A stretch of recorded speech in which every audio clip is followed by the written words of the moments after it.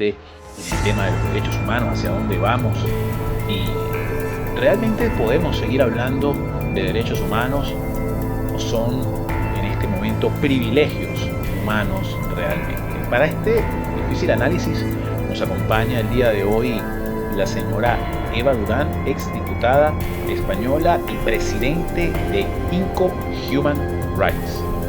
Bienvenida, señora Durán. Es un privilegio para nosotros tenerla acá en el programa el día de hoy. Buenas tardes, para mí también, señor Beitia. Es un honor estar con usted en esta entrevista. El tema de los derechos humanos es algo que, pues, cada vez involucra a más personas, porque pareciera que no vamos avanzando, ¿no? Pareciera que en algún punto de la historia algo sucedió y nos pusimos en pausa, y esa pausa comenzó a generar un retroceso. Pero antes de entrar en ese tema, digamos, en el calor del tema como tal, háblenos un poco de qué es INCO Human Rights. Bueno, pues INCO Human Rights es un proyecto llevado a una asociación de derechos humanos donde un grupo de exdiputados y exsenadores del Reino de España decidimos en su día, cuando salimos de la política, pues llevar nuestros conocimientos y pues todos los tratos que hemos tenido con diferentes países y la Unión Europea, llevarlo a aprovechar de alguna forma sobre unos derechos que están vulnerados constantemente en el mundo, ¿no? Y en muchos países. Entonces de ahí nace INCO Human Rights. Tiene 4 años de marcha de su trayectoria después de ser registrado en el Ministerio del Interior en España. Y de ahí, bueno, pues iniciamos una andadura importante con mucha ilusión, donde, bueno, pues muchos de nosotros que hemos estado en cámaras legislativas también estamos en otras asociaciones vinculadas al derecho a la vida, a la familia, a la dignidad humana. Pues todo eso va vinculado, lógicamente, entre las otras organizaciones donde estamos. Y es muy gratificante, la verdad. Yo creo que todo lo que hemos tenido la suerte de trabajar en política, sintiendo la política como un servicio público a los ciudadanos, nos sentíamos en la responsabilidad de todo lo que hemos aprendido y esa trayectoria que hemos tenido, pues llevarla para hacer el bien donde se nos necesite. Excelente, ojalá más políticos tuvieran ese sentimiento y esa necesidad en el mundo. ¿Cómo ve usted el tema de los derechos humanos hoy en día? ¿Dónde estamos? Pues desgraciadamente y dolorosamente estamos en un callejón sin salida, como solemos decir en España. Yo creo que creemos firmemente, los que defendemos estos derechos, que toda persona en el mundo tiene el derecho a la libertad, ¿no? Y los derechos humanos no deben ser un privilegio, sino un derecho. Privilegio lo tienen nada más los que en los países donde vivimos o residimos tenemos esas libertades que lógicamente no se vulneran. Pero eso hoy día deja mucho que desear en muchos países, ¿no? Y eso es lo llamativo, ¿no? Yo muchas veces me he preguntado que dónde estaban los responsables de la Comisión de Derechos Humanos y dónde está Naciones Unidas cuando dentro de sus propios organismos tienen a dictadores representados de estos países como es Cuba, Venezuela, Irán, China.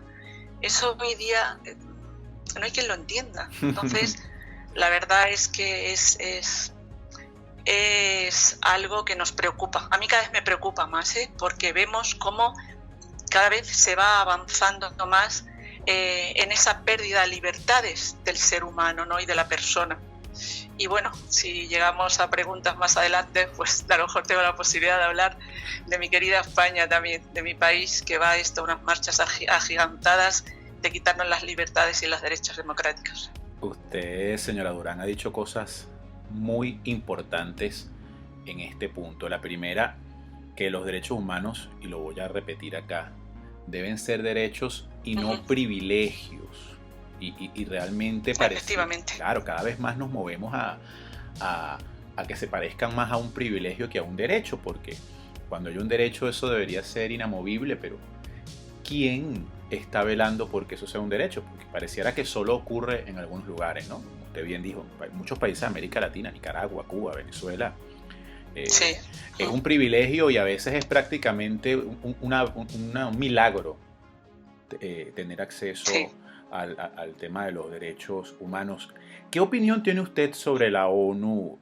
Y es importantísimo que usted haya tocado ese tema, porque para mí también resulta inverosímil que un organismo así pueda tener este tipo de representantes de gobierno en sus filas, ¿no? Llamarlos gobiernos para que no me metan preso. Pero, ¿qué debe pasar en la ONU para que deban empezar a funcionar las cosas como deben ser y no como están funcionando, en su opinión? Pues yo creo que lo primero que debería de plantearse la ONU es no admitir en sus grupos y en sus comisiones, en los grupos de gestión, a países que vulneran estos derechos, ¿no? Lo dijo muy claro en la Declaración Universal de Derechos Humanos. Estableció un documento importante en la historia de estos derechos, que era proteger fundamentalmente los mismos en el mundo, cosa que no se está haciendo. Y además es de obligado cumplimiento. Y se vulnera desde 1948, el día de diciembre, que lo hemos celebrado hace escasamente unos días, en París, donde se ratifica por la Asamblea General de las Naciones Unidas.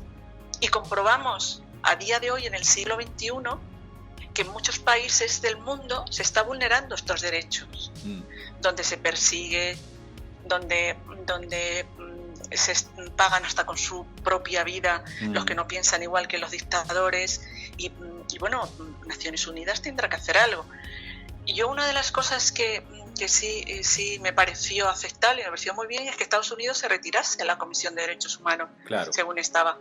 Porque, lógicamente, vamos a ver, los países democráticos que no deberían estar ahí.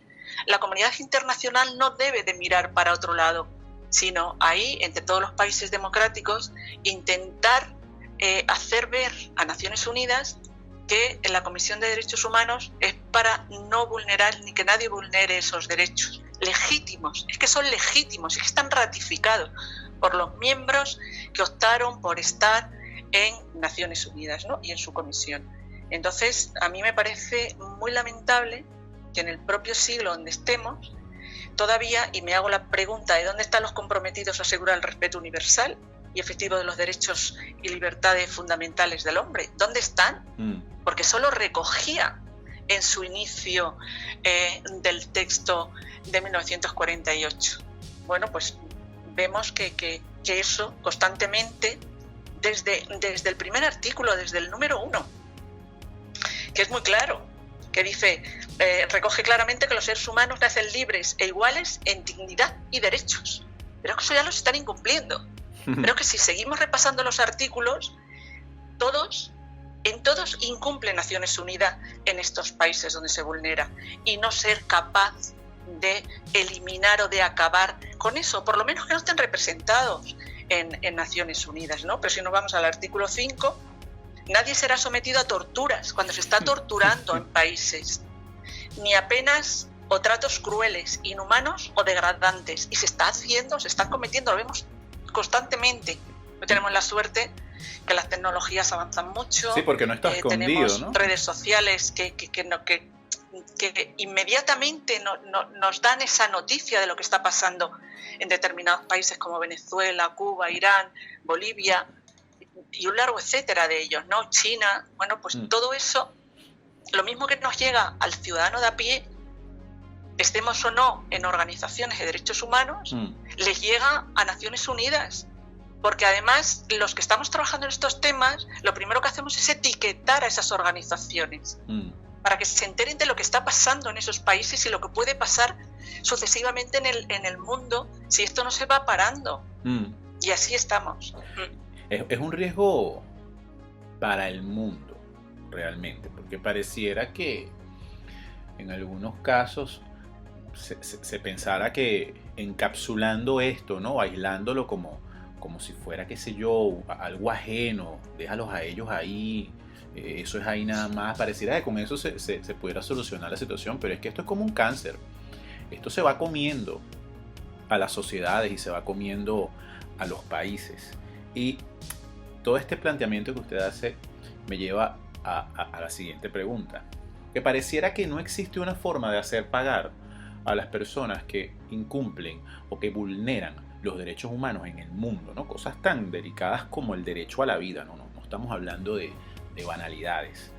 Y lo vemos miren, personas que simplemente, Hugo Chávez se murió y nunca vio las consecuencias, ¿no? Digamos, que uno hubiera esperado en tanta violación de derechos humanos. ¿Existe un mecanismo, o sea, para ejecutar penalidades por violación de los derechos humanos? Porque uno ve simplemente cartas, ¿no? Pero expresar preocupaciones, pero uno diría, oye, un organismo como la ONU creo que debería de hacer algo más que preocuparse, ¿no? ¿Cuál es la manera de hacer pagar a una persona que incumple los derechos humanos? ¿Existe? Sí, existen, pero lo que pasa es que no se aplican. Debería existir, existen y debería aplicarse.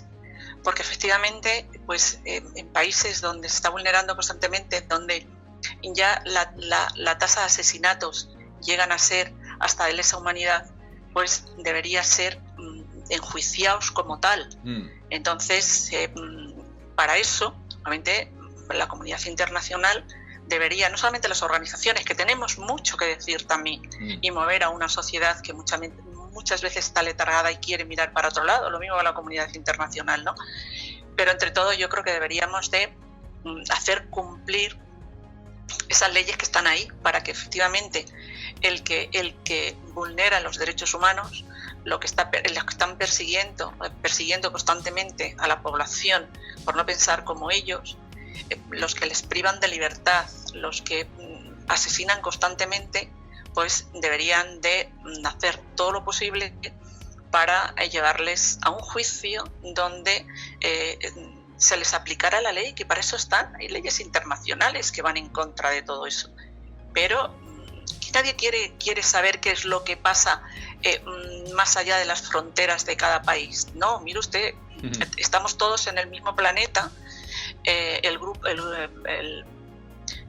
La Tierra es la convivencia de todos, y si a uno le va mal, pues nos va a ir mal a todos. O sea, entre todos tendremos que tratar de vigilar y cuidar que eso no ocurra, ¿no?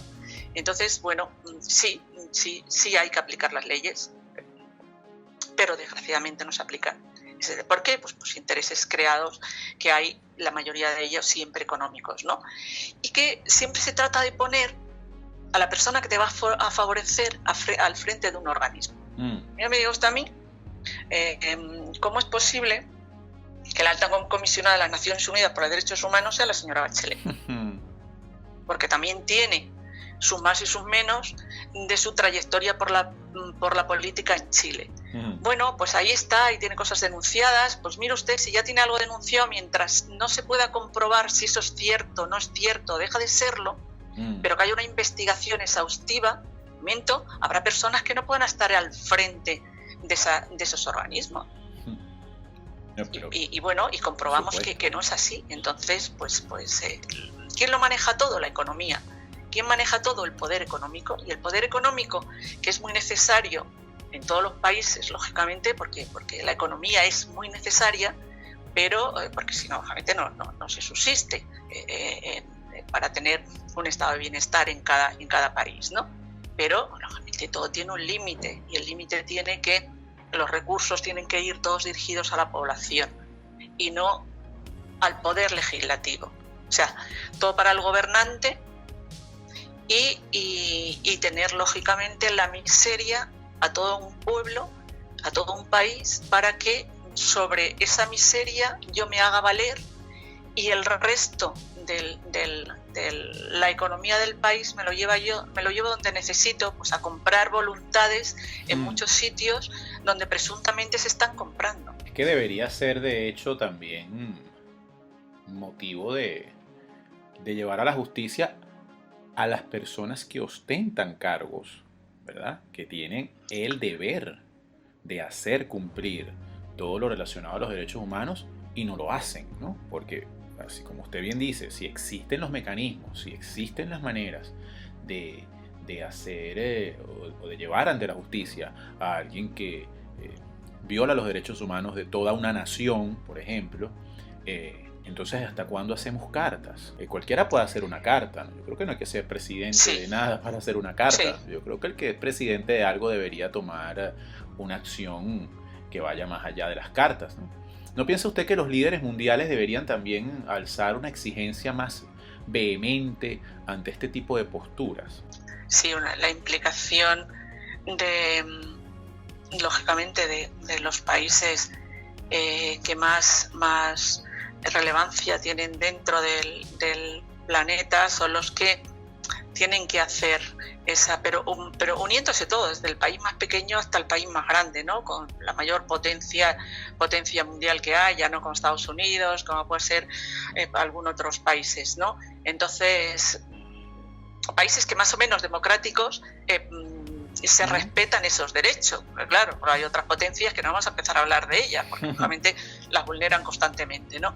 Entonces, ellos son los que, con las organizaciones que estamos ahí intentando aportar nuestro granito de arena, conseguir efectivamente que estos países, bien por unos medios o por otros, dejen de percibir primero las ayudas que se les dan, porque nunca va a la población, y segundo, de intentar por todos los medios legales, como son las leyes internacionales, de que en un llamamiento de atención, si no lo hacen, pues automáticamente intentar retirarles todo lo que pueda, poniéndoles ante un tribunal internacional para juzgarles por lo que están haciendo, ¿no?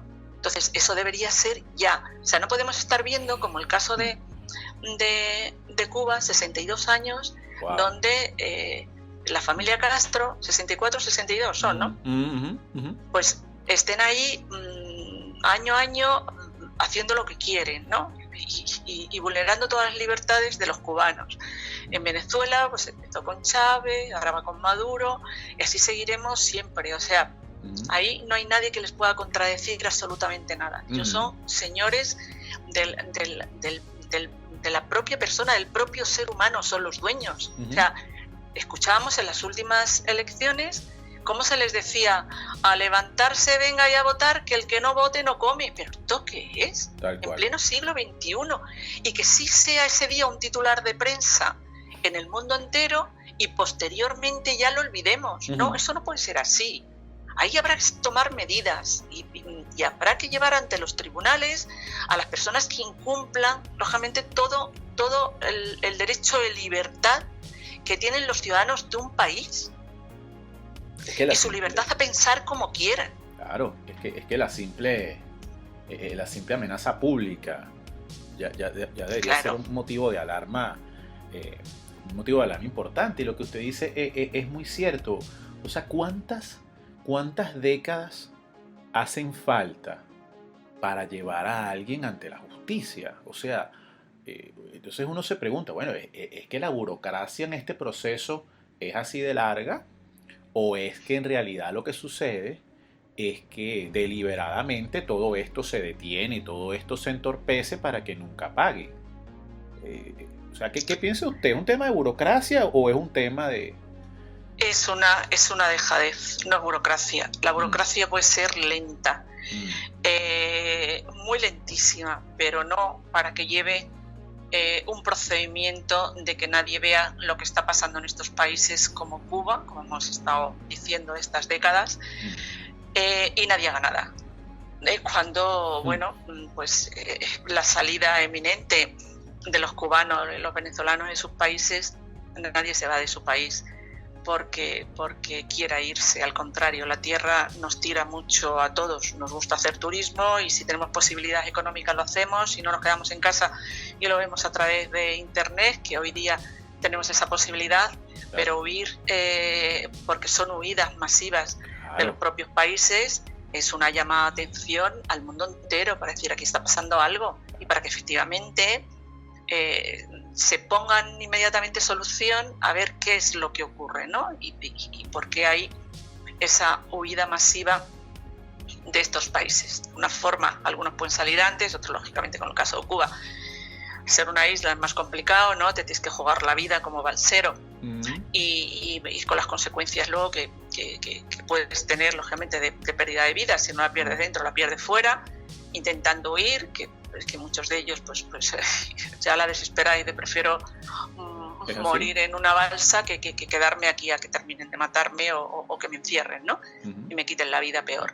Entonces, bueno, pues eso sí debería ser una llamada importante a los organismos internacionales y a la comunidad internacional para que se ponga fin a todo esto. Yo creo que la vida humana está por delante de todos los posibilidades económicas, intereses económicos, todo lo que digamos es poco, claro, con relación a mantener por más tiempo una situación dictatorial así o totalitaria como hay en otros países y a que el propio ciudadano de esos países sean esclavos de un poder político e ideológico que no va con sus ideas. Eso es algo que yo creo que ya son bastantes años y eso perjudica mucho al resto de los países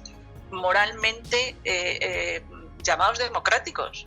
Claro. A mí, los que hemos tenido la suerte de vivir en un país democrático, que bueno, vamos a ver hasta cuándo, como es España, pues siempre nos ha llamado mucho la atención, ¿no? El decir, bueno, me preocupa, pero tendremos que hacer algo, no solamente el decir preocupar y un titular de prensa y ya no pasa nada más. No, aquí alguien un día tendrá que decir, esto se ha acabado ya. Claro, ¿cuántas personas tienen que morir ahogadas en diferentes mares o diferentes océanos para que se tome una determinación? Porque yo creo que ya hay pruebas suficientes, ya no es solo Cuba. O sea, es triste como hermanos venezolanos también están perdiendo la vida lanzándose desesperados en una lancha, en un bote, sí, hacia Trinidad y Tobago. Nadie hace eso porque su país está bien. O sea, me disculpa la expresión, es estúpido pensar que alguien se lanza sin ningún tipo de medida de seguridad hacia el mar porque vive en un país maravilloso, porque su vida no corre peligro. Efectivamente. Usted tocó un tema bien interesante, ¿no? Ahorita hizo como un pequeño inciso sobre España. A mí particularmente me preocupa muchísimo la situación de España. Es un país obviamente hermano, con gente muy valiosa como usted y muchos otros que luchan por las cosas como deben ser.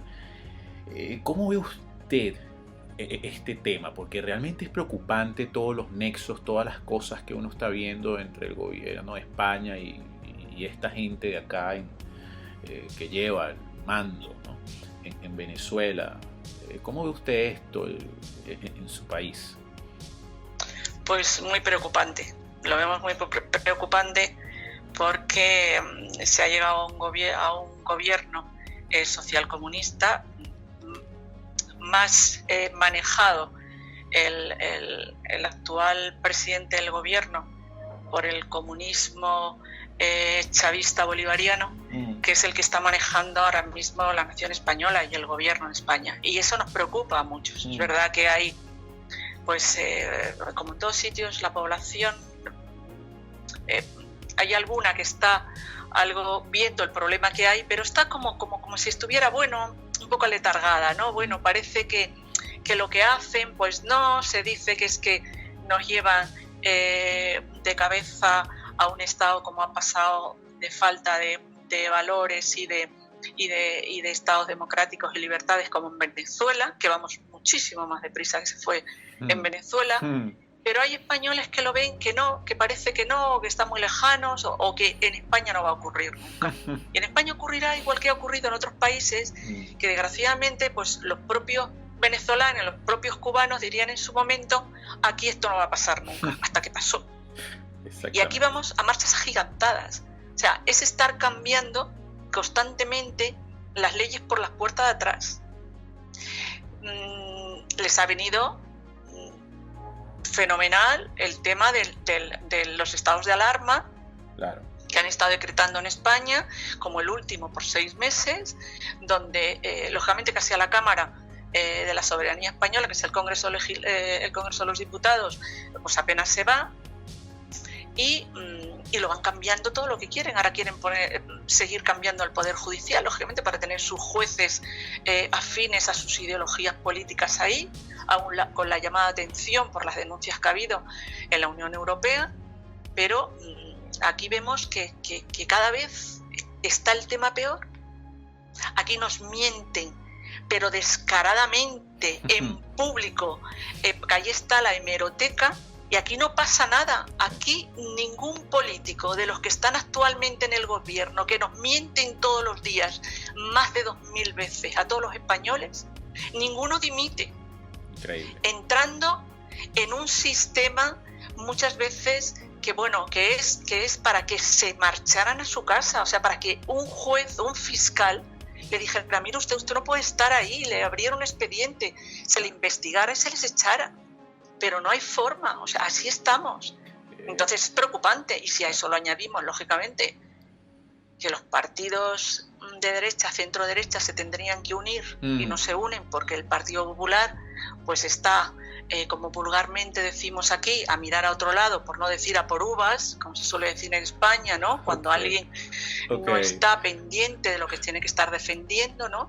Es el complejo del político en un momento determinado cuando se le llama de derechas. Mire usted, pues si usted no es de derecha, dígalo y diga que es de izquierda, y dígaselo usted a todos sus votantes para que el día de mañana elijan bien a quién tienen que votar, claro, si no van con una ideología de izquierdas, ¿no? Y esa es la preocupación que tenemos, claro. Y a mí me preocupa, como a muchos en España, la situación en la que estamos. Quieren acabar con el Estado democrático, quieren acabar con nuestras instituciones democráticas, como la Casa Real, que españoles que estén de acuerdo en que haya una figura representativa institucional que sea Su Majestad el Rey, y otros que opinen diferente, pero se respeta. Claro. Pero se respeta porque es lo que recoge nuestra Constitución española, ¿no? Claro. Y aquí todas las ideas son respetadas y respetuosas, siempre y cuando no vayamos a atacar los principios que tenemos de ese Estado democrático que hemos elegido todos los españoles. Y la verdad es que pues eso nos trae de cabeza a muchos, y esperemos que, bueno, pues con la confianza que tenemos, la esperanza que tenemos siempre, los que somos creyentes, que esto cambie en algún momento, porque vamos a desperdiciar un legado importante que nos dejaron nuestros mayores, a los que ahora se les quiere sacrificar. Ya se les sacrificó con la pandemia de la COVID, y ahora se les quiere sacrificar más con una ley, la de eutanasia, que la quieren llevar al Congreso, y también por la puerta de atrás, para que tenga el menor debate posible, solamente pues ya hemos visto en comisión en el Congreso de los Diputados, pero que lamentablemente es así. Y entonces hay mucho trabajo por delante. Muchísimo trabajo por delante para impedir todo esto. Es que es un modus operandi realmente este tema de apoyar, promulgar, crear, cambiar leyes en la madrugada, ¿no? Con el sonido de los grillos, como se dice acá en Venezuela. Y voy a aprovechar esta intervención suya al final para decir algo, ¿no? Usted recogía esta frase de en España no va a suceder esto. Yo quiero aprovechar que muchos españoles van a estar escuchando este programa por usted, y les voy a dejar un mensaje. Cuando ustedes tengan que decirle a alguien España no es Venezuela o España no es Cuba, ya están en problemas. Sí, los problemas ya los tenemos ahí, los mismos, Sí. Los mismos. Pero nosotros vamos a una velocidad agigantada. O sea, vamos a una velocidad que ya es imposible de ir para comprobar todo lo que están haciendo, te tienes que estar mirando el boletín oficial del Estado para ver qué es lo que han aprobado, qué es lo que va en contra de nuestras libertades, qué es lo que va a ir perjudicando nuestras instituciones, porque es de la única forma que nos enteramos. Ese es el problema. Sí. Porque este sistema se va perfeccionando. O sea, es un sistema que a medida que, cada vez a su paso por cada país, va aprendiendo, entonces va volviendo como una especie de monstruo inteligente que va aprendiendo, y cada vez que logra penetrar un país nuevo, entonces por supuesto que su proceso de avance es mucho más vertiginoso. O sea, y ya está a las puertas acá este tema con los Estados Unidos, ¿no? Esto ya está a las puertas. Y justamente una de las grandes barreras de contención que debería existir es la protección a los derechos humanos. Porque si se lograran proteger los derechos humanos en los países que caen víctimas de estos regímenes, bueno, no pudieran durar tanto tiempo. Sería imposible. Sí, adelante, continúe. No, continúe, por favor. Sería imposible. Entonces, ¿qué acciones, por ejemplo, toma INCO Human Rights en función a esto, y cómo puede hacer un ciudadano de repente que se siente, digamos, desprotegido, no tiene con quién denunciar algo que vea? ¿Es posible acercarse a esta institución que usted preside, mostrar una denuncia, llevar una prueba? ¿Eso es posible en su accionar? Sí, es posible. Nosotros primero somos una organización a la que no estamos a ninguna subvención pública ni de ningún estamento estatal. No queremos, porque es de la única forma que no nos compran. Claro. Nosotros, cada vez que tenemos que hacer frente a algo, lo hacemos con nuestros propios ingresos. O sea, no queremos subvención de ninguna parte.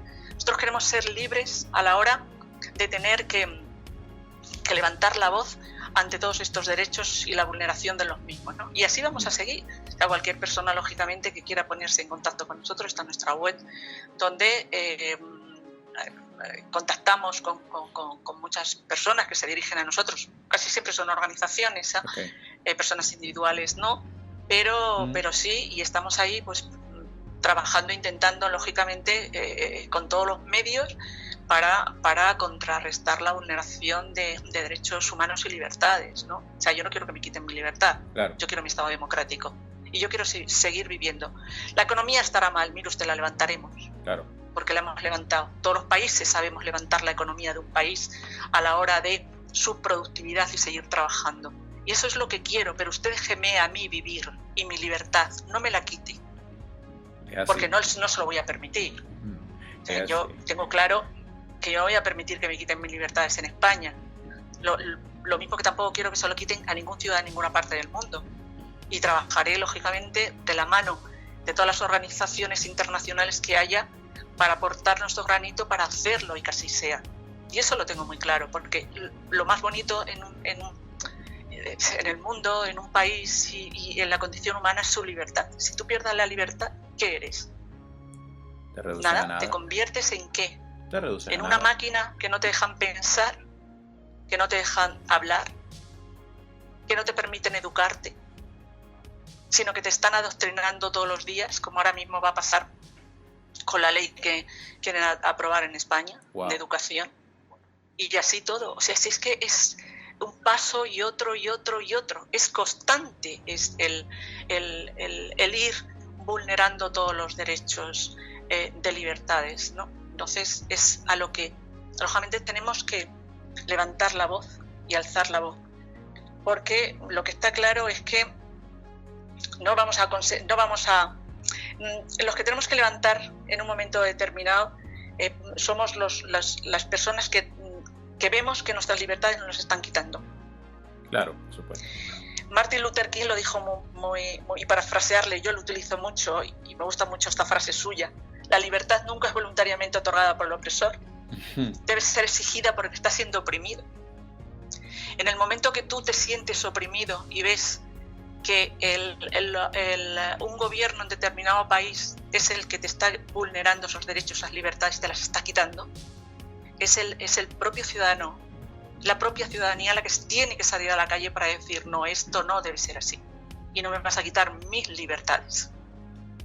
Es así. Pero si lógicamente nos callamos y estamos constantemente, pues eso, por miedo, el miedo es libre, es muy legítimo y es libre.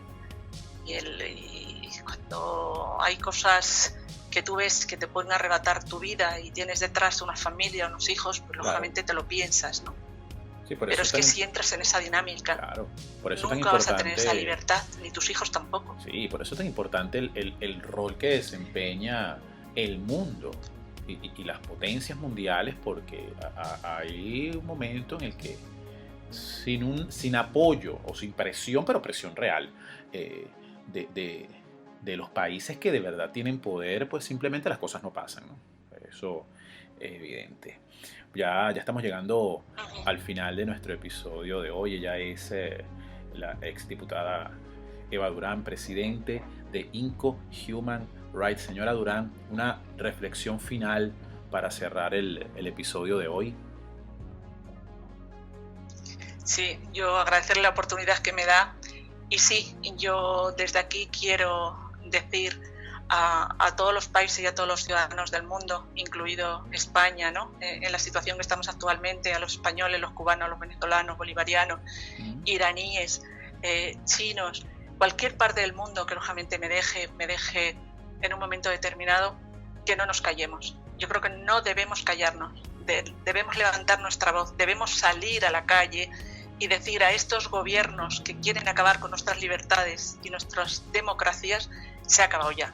Esto ya no es así. Es fácil mover hoy día al mundo entero con las nuevas tecnologías y con las redes sociales. Es muy fácil. Y entonces entre todos tenemos que hacer que estas personas que están vulnerando estos derechos terminen delante de un tribunal internacional por todos sus delitos y que podamos recuperar esas libertades, que es la base fundamental de una sociedad, la libertad, y que todos podamos vivir libremente. Por eso yo desde aquí, agradeciéndoles nuevamente la oportunidad que me da, pues decirles que no nos callemos, que no nos quedemos en casa, que llevemos con orgullo nuestra bandera a la calle y que salgamos todos a reclamar esa libertad, que es nuestra, que no son de los gobiernos de turnos, que por unos errores o por otros están al frente de los gobiernos. Algunos democráticamente, otros no. Unos son elegidos democráticamente y lógicamente eso se respeta, siempre y cuando ellos nos respeten nuestras libertades. Claro. Y entonces ahí está. Pero no debemos dejarles que hagan lo que quieran, porque donde existen las constituciones y el Estado democrático, pues eso se rige por esos artículos y son de estricto cumplimiento. Y entre todos tenemos que recordárselo. Y si tiene que ser en la calle, pues tendrá que ser en la calle. Claro. Y si hay que paralizar un país, pues habrá que paralizar un país hasta que se den cuenta de los errores que están cometiendo y hasta dónde nos tienen que llevar.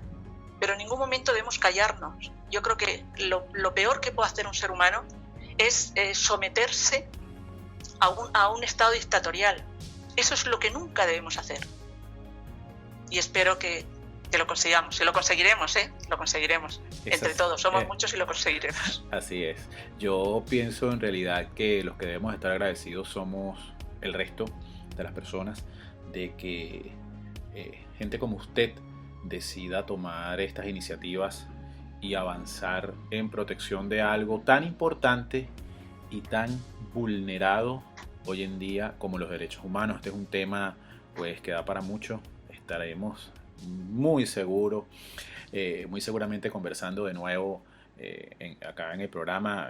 Esta ventana siempre va a estar abierta para usted, señora Durán, así que muchísimas gracias.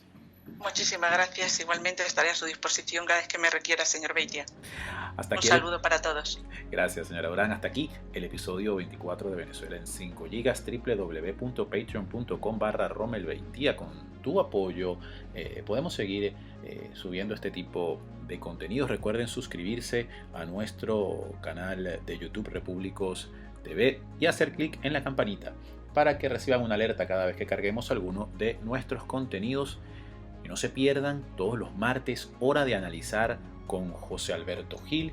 Muchísimas gracias por estar ahí de nuevo con nosotros y que Dios bendiga a Venezuela.